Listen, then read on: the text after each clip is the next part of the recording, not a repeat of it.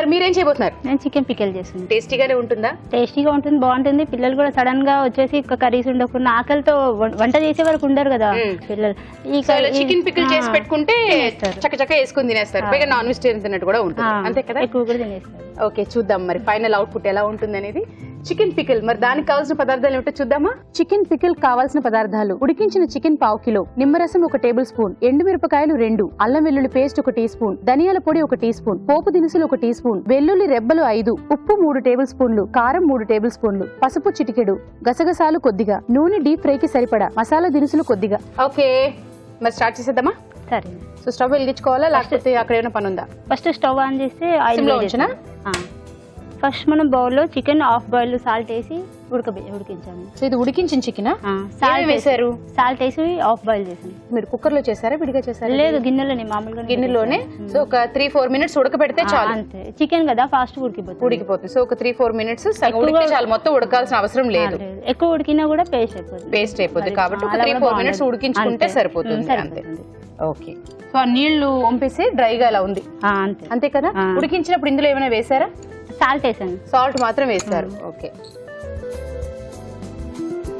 ఏం వేయాలి నెక్స్ట్? అల్లం వెల్లుల్లి పేస్ట్, పసుపు, ఓకే, కారం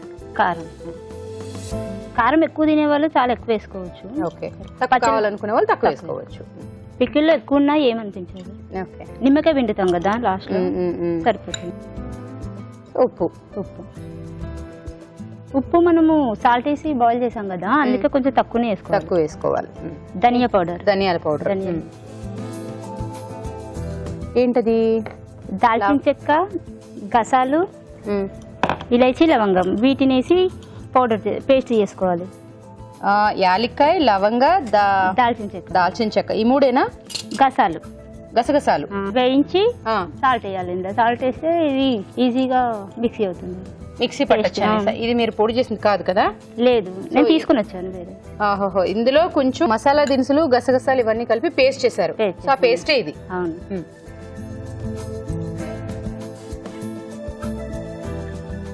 సో ఇలా డ్రైగా కలిపేసుకోవడమే.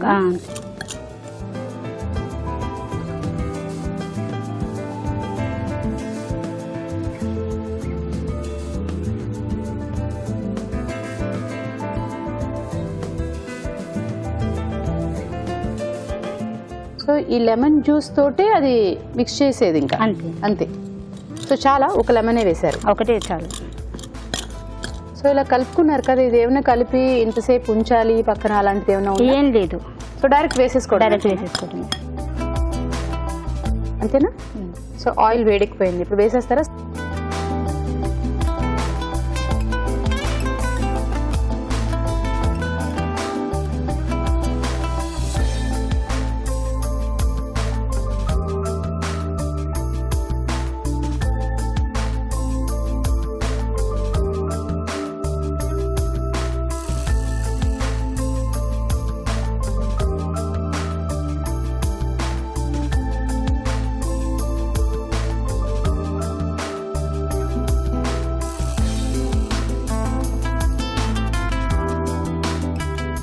ఇవి వేగాలనుకుంటే బ్రౌన్ కలర్ వచ్చే వరకు వేయించాలి, సరిపోతుంది. సో ఆల్రెడీ మీరు బాయిల్ చేసిన చికెనే కాబట్టి తొందరగానే అవుతుంది.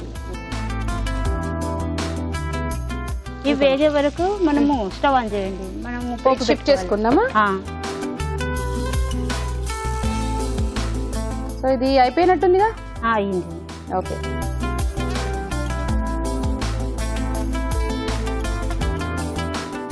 ఇప్పుడు ఆయిల్ వేసాను. ఆయిల్ హీట్ అయ్యాక పోపు దినుసులు వేయాలి. జీలకర్ర, ఆవాలు,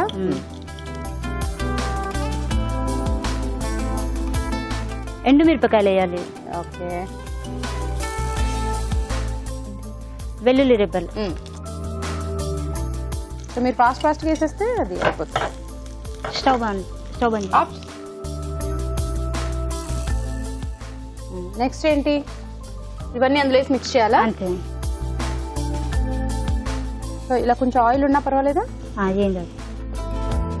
సో చికెన్ పచ్చడి అంటే కొంచెం ఆయిల్ ఉండాలి అంటారు కదా? ఆయిల్ ఎక్కువ ఉంటే కూడా బాగుంటుంది. అదే మరి ఇప్పుడు ఆయిల్ మనం తీసేసాం కదా, కావాలి అంటే ఈ ఆయిల్ యాడ్ చేసుకోవచ్చు, అందులోని యాడ్ చేసుకోవచ్చు. ఓకే, చల్లగా కావాలి. ఇది చల్లగా అవ్వాలా? సో చల్లారిపోయినట్టుందిగా, చల్లారింది, వేసేసుకోండి.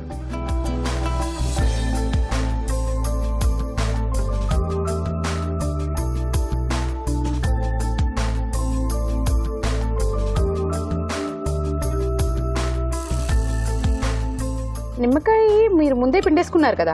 అవునండి, మనం నిమ్మకాయ ఫస్ట్ అయినా పిండొచ్చు, లాస్ట్ లో కూడా పిండుకోవచ్చు. ఫస్ట్ లాస్ట్ లోనే పిండుతారు అనుకుంటా కదా? అవును. సో మీరు ముందు పిండిస్తారు మీ స్టైల్లో అనమాట. అంతే, ఫైనల్ గా ఏదైతే ఉంది మనకి టేస్ట్ మంచిగా రావాలి. సో అయిపోయింది, ఇంకా రెడీ అండి. రెడీ. ఓకే, ఏం చేస్తారో చెప్పి నాకు ఇచ్చాను. ఇంకేమైనా గార్నిష్ చేసేది ఉందా దాన్ని? లేదంటే అంతేగా. ఓకే, ఇవ్వండి. భావన, చికెన్ పికిల్ రెడీ అయింది. టేస్ట్ చూస్తుండండి ఎలా ఉందో చెప్పండి. Chicken pickle ready. మరి దీన్ని టేస్ట్ చూసే ముందు దీని తయారీ విధానం ఎలాగో మరొకసారి చూద్దాం. చికెన్ పికిల్ తయారీ విధానం: ముందుగా గసగసాలు వేయించి మసాలా దినుసులు, ఉప్పు కలిపి మిక్సీ పట్టి పేస్ట్ సిద్ధం చేసుకోవాలి. ఒక బౌల్లో ఉడికించిన చికెన్ ముక్కలు, అల్లం వెల్లుల్లి పేస్ట్, పసుపు, కారం, ఉప్పు, ధనియాల పొడి, నిమ్మరసం వేసి బాగా కలుపుకోవాలి. ఆపై వీటిని కాగే నూనెలో వేసి డీప్ ఫ్రై చేసుకోవాలి. పాన్ లో నూనె వేసి పోపు దినుసులు, ఎండుమిరపకాయలు, వెల్లుల్లి రెబ్బలు వేసి వేయించాలి. ఇది కాస్త చల్లారాక వేయించిన చికెన్ ముక్కలు వేసి బాగా కలుపుకోవాలి. అంతే, chicken pickle ready.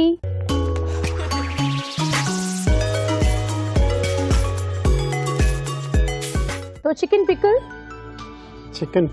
Yes. Okay,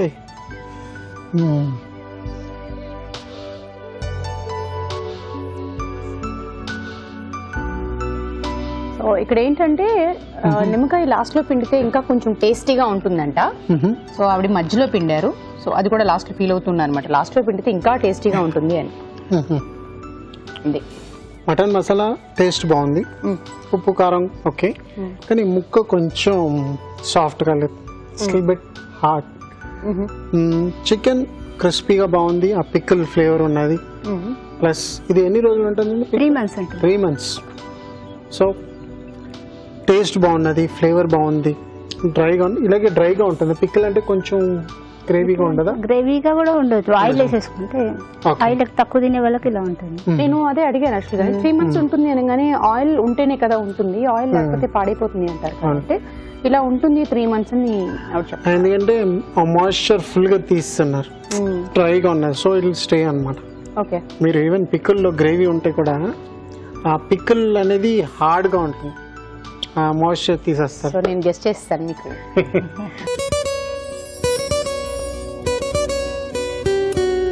బరువు తగ్గాలనుకునే వారు మామూలుగా ఫుడ్ విషయంలో కొంచెం జాగ్రత్తగా ఉండాలి, క్రమం తప్పకుండా వ్యాయామం చేయాలి. ఫుడ్ విషయంలో జాగ్రత్తగా ఉండాలి అంటే ఏది పడితే అది తినేయకుండా మన శరీరానికి ఉపయోగకరమైన ఆహారాన్ని, అంటే ఆకుకూరలు, కూరగాయలు, ఫ్రూట్స్ ఇలాంటివి ఎక్కువగా తీసుకుంటూ, వీలైతే సాయంత్రం పూట భోజనం మానేసి అటుకులు, పేలాలు, స్ప్రౌట్స్ ఇలాంటివి, లేదంటే 2 పుల్కాలు ఇలా తీసుకుంటూ ఉన్నట్లయితే బరువు తగ్గడానికి చాలా వరకు దోహదపడతాయి. పాత్రలు తోమడానికి డిటర్జెంట్స్ వాడుతూ ఉంటాము, నిమ్మ చెక్కలు వాడుతూ ఉంటాము. ఇలా పింగాణివి కానీ, లేకపోతే స్టీల్ పాత్రలు కానీ, రాగివి కానీ, వాటికి సంబంధించి ఏదో ఒక దాంతో క్లీన్ చేస్తూ ఉంటాం. మరి గాజు సామాగ్రి విషయానికి వస్తే దేంతో క్లీన్ చేయాలి అని చాలా మందికి డౌట్గా ఉంటుంది. కాకపోతే సున్నంతో బాగా రుద్ది దాని తర్వాత వాటర్తో క్లీన్ చేసుకున్నట్లయితే గాజు సామాను బాగా శుభ్రంగా క్లీన్ అవ్వడమే కాకుండా కొత్త వాటిలాగా తలతలా మెరుస్తూ ఉంటాయి.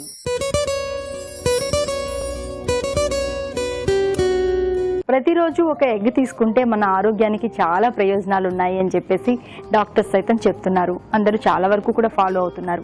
కానీ బాయిల్డ్ ఎగ్ కంటే ఆమ్లెట్ని చాలా మంది లైక్ చేస్తారు. ఎలాగైనా బాయిల్డ్ ఎగ్ అనేది మన ఆరోగ్యానికి మంచిది. మరి ఆమ్లెట్ రుచికరంగా తయారు చేసుకోవాలి అంటే మాత్రం ఈ చిట్కా ఫాలో అవ్వండి. ఆమ్లెట్ వేసుకునేటప్పుడు అది విరిగిపోకుండా ఉండాలి అంటే పెనం మీద కొద్దిగా సాల్ట్ వేసుకొని దాని తర్వాత కనుక ఆమ్లెట్ వేసుకున్నట్లయితే ఆమ్లెట్ విరిగిపోకుండా ఉంటుంది.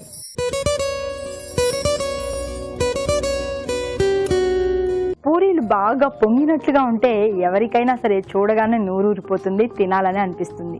ముఖ్యంగా పిల్లలు బాగా ఇష్టంగా తింటారు. మరి పూరీలు పొంగాలంటే అందుకు పూరీ పిండి కలుపుకునే విధానంలోనూ రుద్దుకునే విధానంలోనూ కొన్ని జాగ్రత్తలు అయితే తీసుకోవాలి. అవేంటంటే, ఇప్పుడు మైదా పిండితో కనుక పూరీ చేసుకున్నాం అనుకోండి, పూరీని పల్చగా రుద్దుకోవాలి. అలా చేస్తేనే పూరీ బాగా పొంగుతుంది. ఒకవేళ గోధుమ పిండితో పూరీ చేసుకున్నట్లయితే పూరీని కాస్త మందంగా రుద్దుకుంటేనే పూరీ పొంగుతుంది.